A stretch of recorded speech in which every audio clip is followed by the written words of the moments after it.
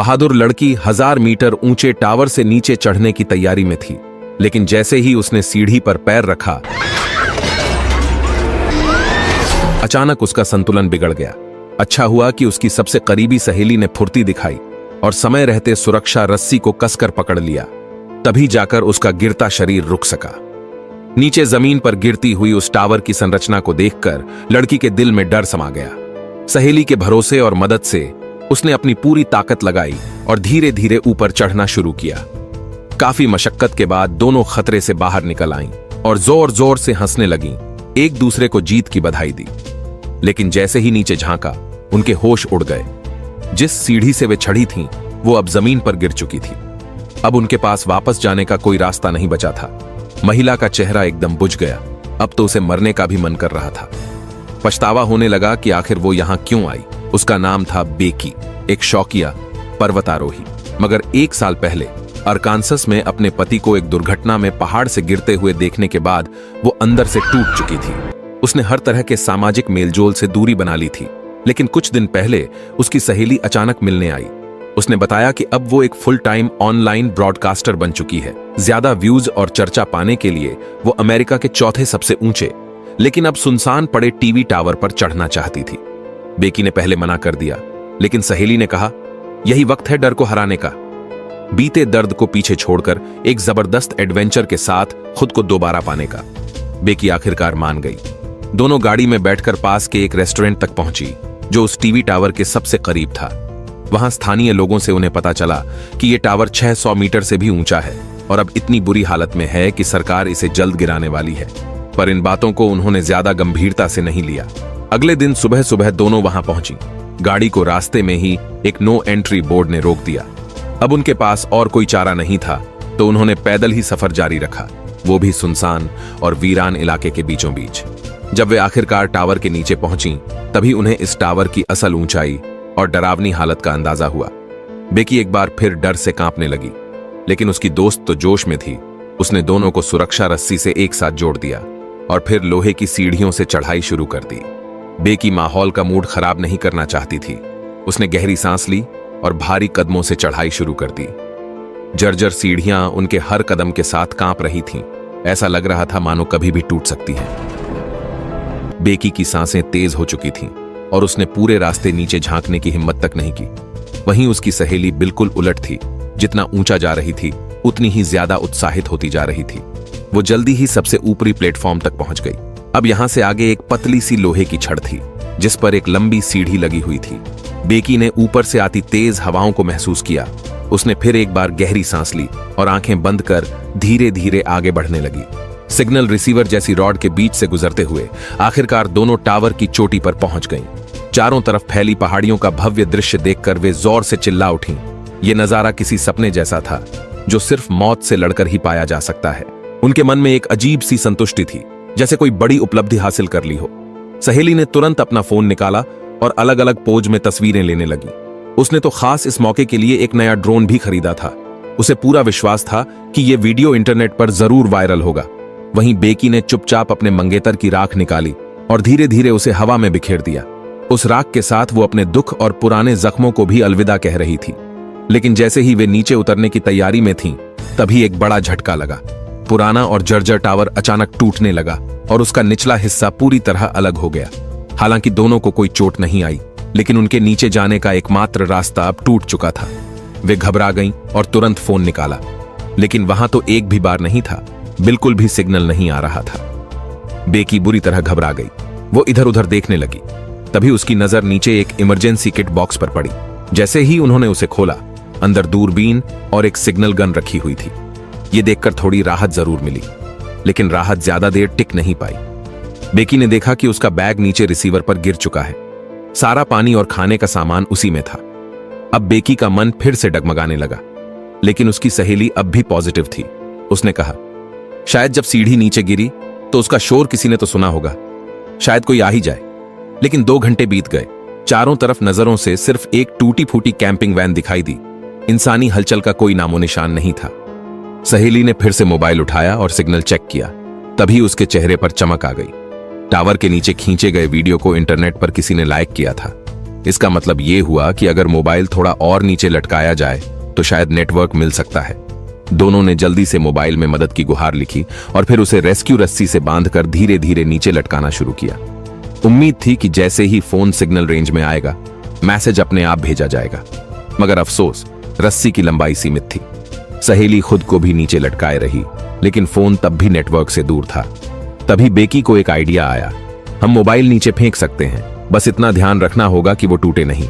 उन्होंने मोबाइल को जूते के अंदर रखा, लेकिन हिल रहा था।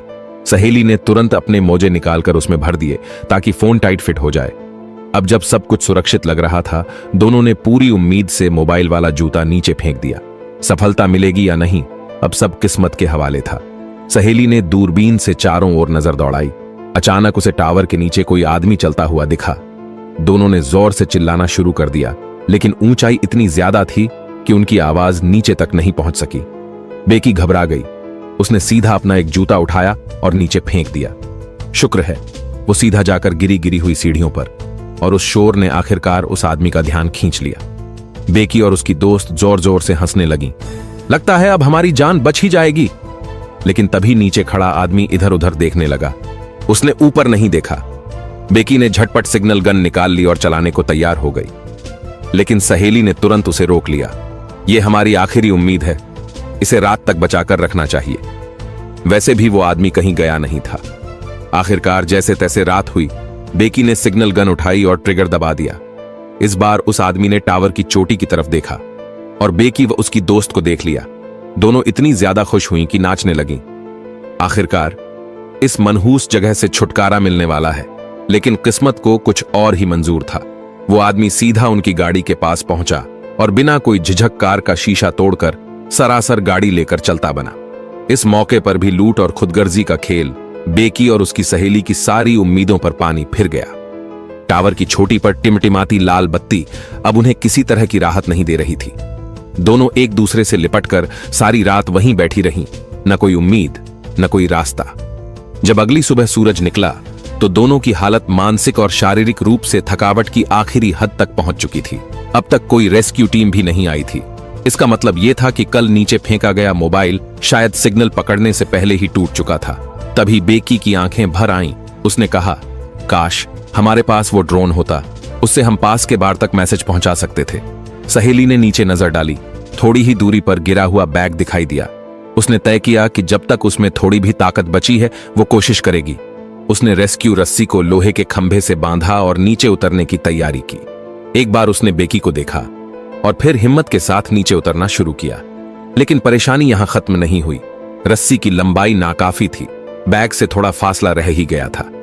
अब सहेली ने अपनी सेफ्टी बेल्ट खोल दी और अपने शरीर का वजन इस्तेमाल करते हुए जोखिम उठाकर आगे की ओर झूल गई। सौभाग्य से वो सीधा रिसीवर पर जाकर गिरी और बैग उसके हाथ में आ गया। एक गहरी सांस के साथ उसने चैन की भावना महसूस की, लेकिन ये जीत अधूरी थी। अब वापस ऊपर जाना और भी बड़ा सवाल बन चुका था। थोड़ी देर सोचने के बाद उसने बैग से सेल्फी स्टिक निकाली, उसे बैग को रस्सी में फंसाया और फिर बेकी की हिम्मत बढ़ाने वाली आवाज सुनकर पूरा जोर लगाकर खुद को ऊपर फेंका। खुशखबरी ये थी कि उसने बैग पकड़ लिया, लेकिन बुरी खबर ये थी कि टावर के पास पहुंचते ही उसके हाथ फिसल गए और वो तेजी से नीचे जा गिरी। बेकी पूरी तरह सन्न रह गई। क्या उसकी दोस्त सच में मर गई? काफी हिम्मत जुटाकर जब उसने नीचे झांका तो भगवान का शुक्र था, उसकी सहेली अब भी जिंदा थी। रस्सी से लटका हुआ बैग ही था जिसने उसकी जान बचा ली।